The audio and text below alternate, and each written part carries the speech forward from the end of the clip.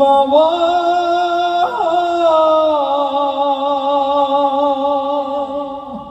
বাবা গো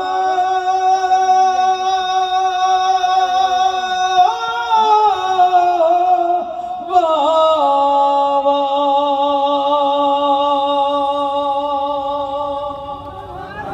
বাবা দাদা বাবা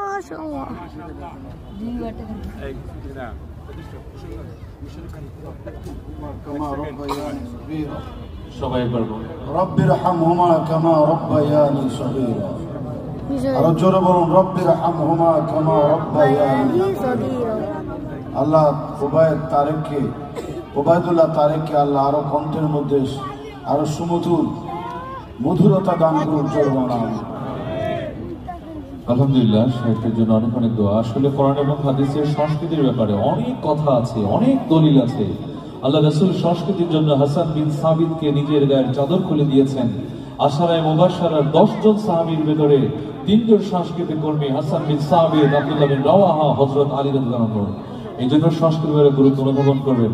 অনেকেই পকেটে সম্মানী দিয়েছেন। এই সম্মানী হলো ইসলামের সংস্কৃতিকে প্রতিষ্ঠিত করার এই সম্মানী। আল্লাহ করেন। সময়টা এত শর্ট, আগামীতে আল্লাহ তৌফিক দিলে প্রাণ খুলে সংস্কৃতির ব্যাপারে কোরআন এবং হাদিসে কথা হবে, গান হবে ইনশাআল্লাহ। আসসালামু আলাইকুম ওয়া রাহমাতুল্লাহ।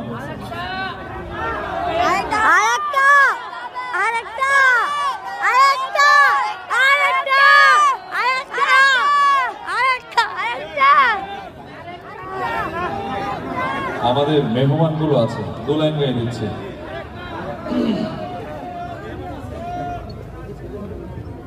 ফাওয়াইলুল লিল মুসাল্লিন আল্লাযীনা হুম আন সালাতিহিম সাহুন। নামাজে দাঁড়িয়ে দুনিয়ার খোঁজ খবর রাখা যাবে না।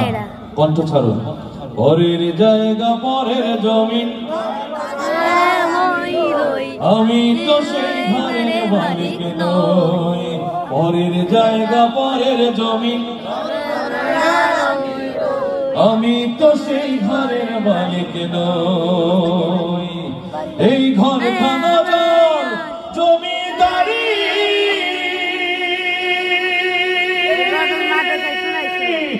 আমি পাই না তাহার হুকুম জারি।